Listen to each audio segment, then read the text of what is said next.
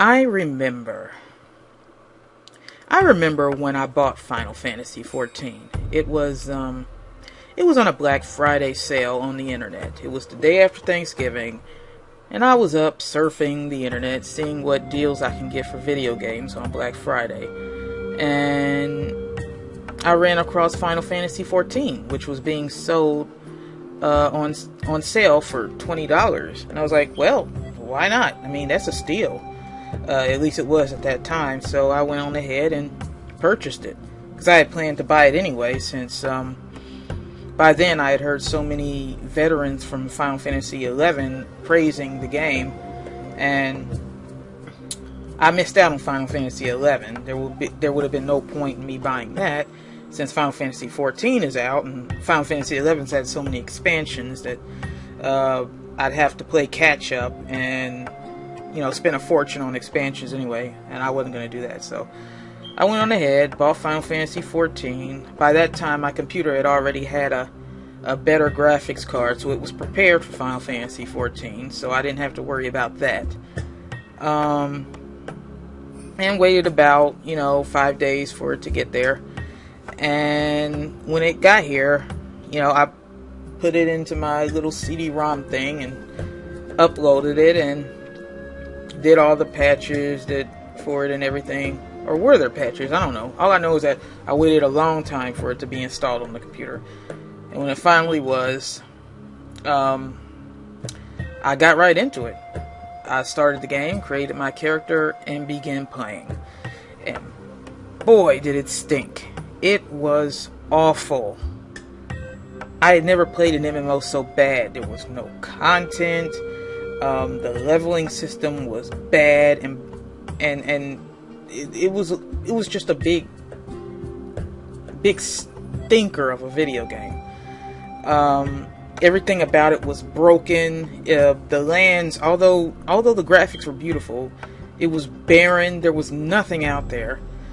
All you could do was leave quests, and you could only do, when I first got the game, you could only do 8 leave quests a day. And after that, you'd have to grind if you want to level up your character. And you could only grind so far, because the game itself wouldn't let you level up your character past a certain point. Unless you wanted to play something else. Another class, but we're getting to that in another minute.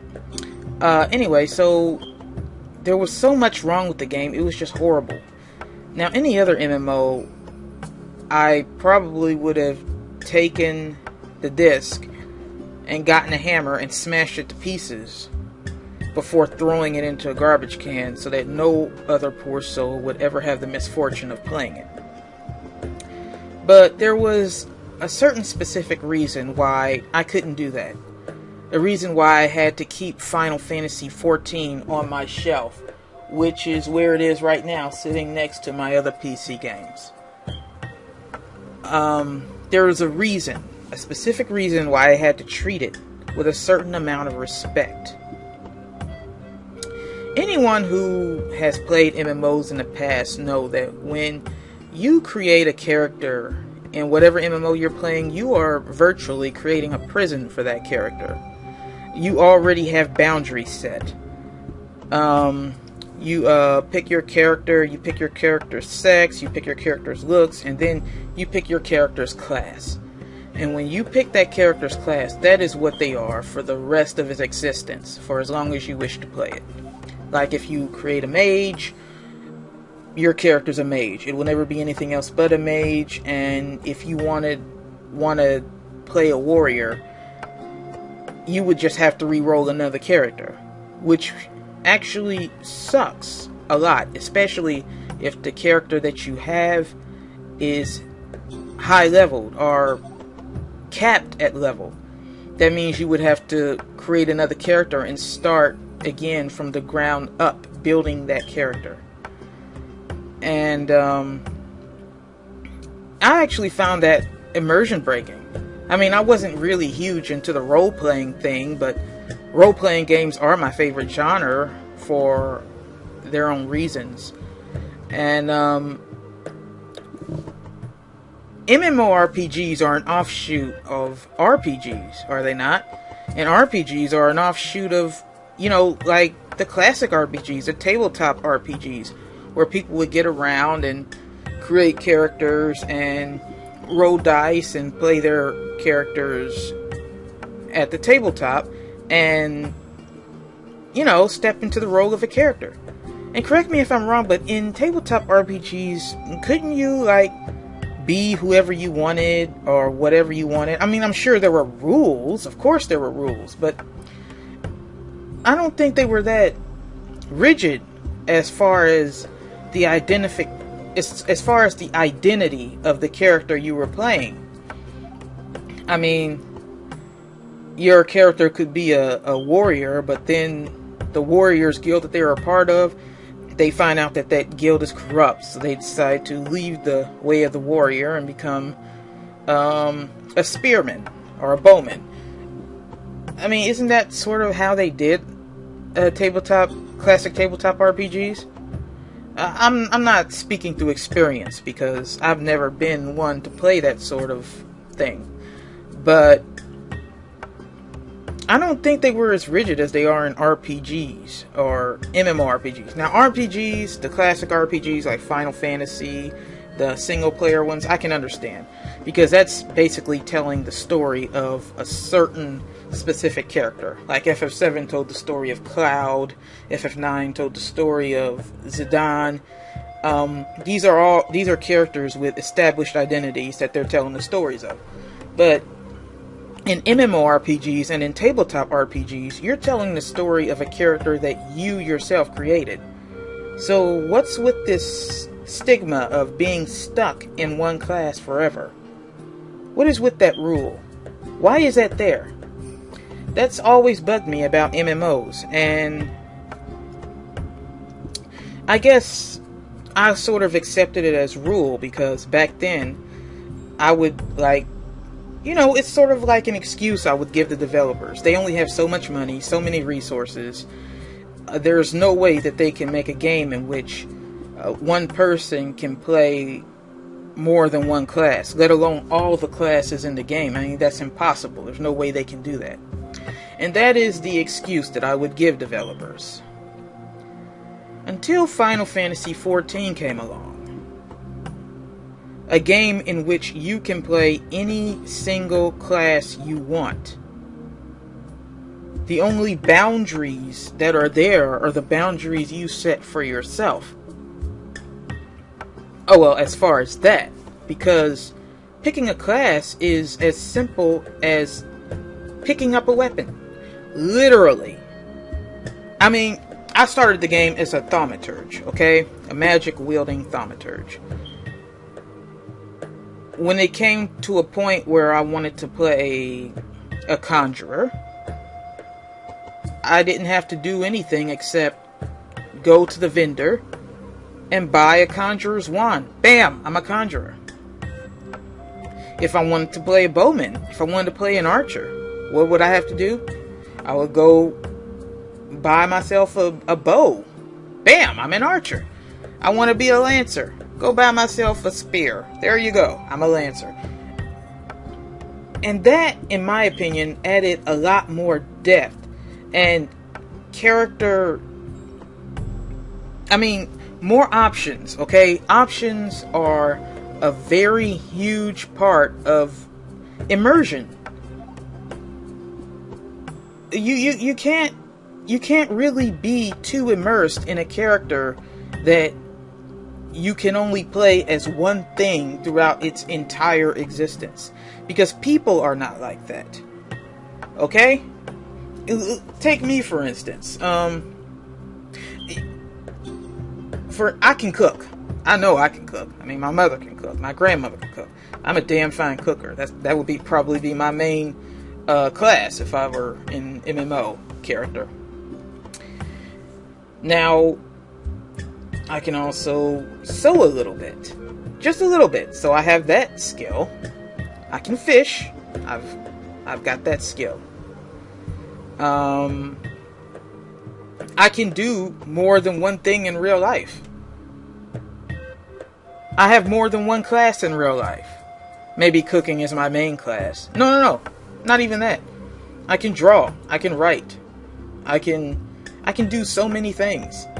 So how is it that you can only have one class on an imaginary character in which you can be a magic wielding mage, a super epic powerful being who can only do one thing as far as combat and two things as far as crafting? Yeah, you can only pick, like, you usually can only pick like two crafting professions and one battling profession.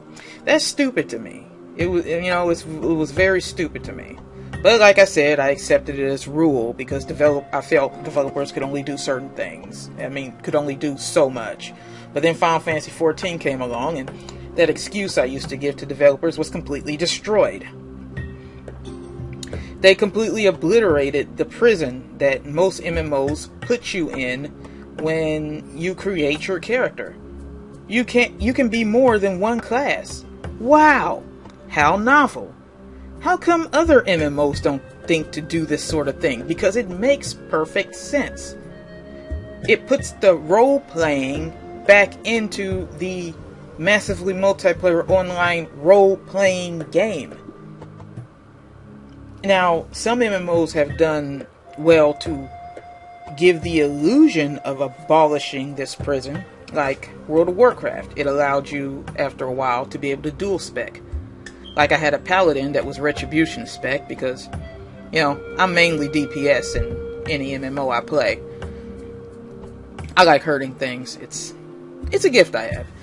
But I also have the gift of healing, and I was happy when you could dual spec because that means that I could become a healer and help my guildmates out or help parties out as a healer. Now that gave the illusion of choice because although you could be two different kinds of paladins at once now, you could only still ever be a paladin. I mean, you can't wield magic like a mage can or make totems like a shaman can. Rift did much better with that illusion. You can be like 5 different kinds of your class, at least, which is awesome. They quintuple spec. I think I said that right. But still, whatever you can spec as your class, you're still that very same class. It's an illusion of choice. Final Fantasy XIV didn't give us an illusion of choice. It didn't have to. It gave us real choice. You want to be a thaumaturge? Be a thaumaturge. You want to be a spearman? Be a spearman. You want to be a bowman? Be a bowman. You can be different classes. And for that, I have to tip my hat to Sakaguchi, the main person who helped to develop Final Fantasy XIV in the beginning. I mean, yes, of course, I tip my hat to Yoshi and raise my glass to him because he's a brilliant man who did excellently turning this game around into something that's actually playable. But I remember that what Yoshi is doing is being built on a foundation that was already there, set by Sakaguchi. And Sakaguchi did something that should have been... He dispelled a boundary set on us by developers that never should have been there in the first place. He understood that one of the things that MMORPG players love most about their video games is choice. He gave us that choice. He gave us the choice to be whoever we want to be, whenever we want to be it. And that much I can give him credit for. That much I can give him credit and Final Fantasy XIV itself credit, which is why I always looked at Final Fantasy XIV with at least an adequate amount of respect, even if in its worst stages. Because Final Fantasy XIV was the first MMO I had ever played in which, unlike other MMOs who hurried you along, tried to get you to spec up your mage, to level it up, or your warrior, or your tank, or whatever you were doing, to be the best whatever class it was that it can be, because it would never be anything else. Unlike them, Final Fantasy XIV was the first MMO I had ever played that when I logged on would smile at me, shake my hand, and greet me back to the world of Eorzea and ask me in a voice full of honesty and enthusiasm, "So, who do you want to be today? The sky's the limit."